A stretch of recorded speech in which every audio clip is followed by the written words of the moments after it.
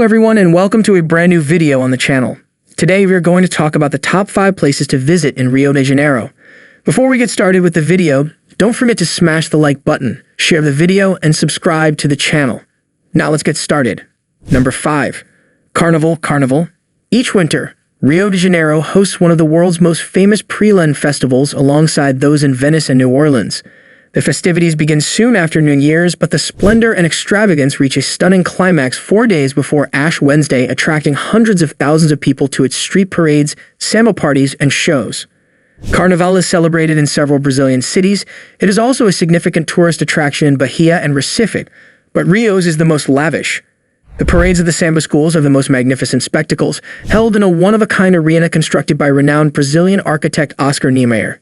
The Sambadromo is a long parade path surrounded by stadium-style boxes where up to 90,000 spectators can watch the parades of magnificently costumed dancers compete. Number 4. Epema.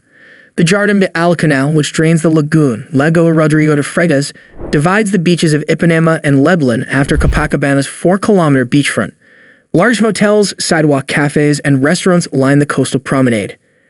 These two districts have a vibrant cultural life with art galleries, theaters, and cinemas despite being most well-known for their beaches, one of which the song The Girl from Ipanema made famous. Every Sunday, Praia de Quental in Leblon has an antiques market, and Praça General Osorio hosts the Sunday Feira de Artesanato de Ipanema, which features crafts, music, art, and local foods. Number 3. Copacabana. Few cities have a gorgeous sand beach at their heart, let alone one that runs 4 kilometers along one full side of the city. Avenida Atlântica, Avenida Nossa Senhora de Copacabana, and the nearby smaller streets with appealing century-old buildings, elegant hotels, and popular restaurants and cafes are just a few feet from its golden sands.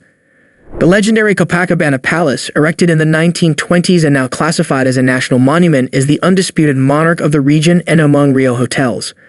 Copacabana Palace, featured in the 1933 film Flying Down to Rio and hosts her royalty and dazzling cinema stars, harkens back to the glory days of power, money, and elegance when Rio was Brazil's capital. Number 2. Sugarloaf, a rock summit 394 meters above the harbor, is Rio de Janeiro's most famous landmark. It is located on a spit of land that extends out into the sea and wraps around its port, and it is linked to the city by a narrow strip of land. A cable car goes from Praça General Temprecio to the top of the Morro de Urca, a lesser peak from which a second cableway runs to the Sugarloaf summit. The entire steep coast that surrounds the bay and its islands may be seen from here. The 100-meter Praia de Urca beach is located in the historical nucleus of Rio, between the Morro Cara de Co and the Sugarloaf.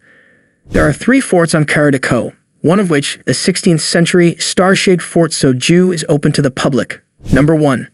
Cristo Redentor, Christ the Redeemer. The massive statue of Christ overlooking the city from the 709-meter top of Corcovado is almost as well known as Sugarloaf's distinctive shape. The world-famous structure was built between 1922 and 1931, virtually completely with contributions from Brazilian Catholics.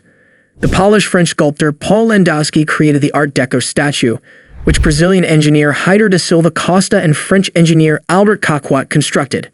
The figure is 30 meters tall and 28 meters long, made of reinforced concrete and soapstone, and weighs 635 metric tons. Inside its 8-meter-high base lies a chapel, where marriages and baptisms are not uncommon. That's a wrap on the video. I hope you liked it. If you did, let me know by giving it a thumbs up, and do not forget to subscribe. Thanks for watching. See you next time.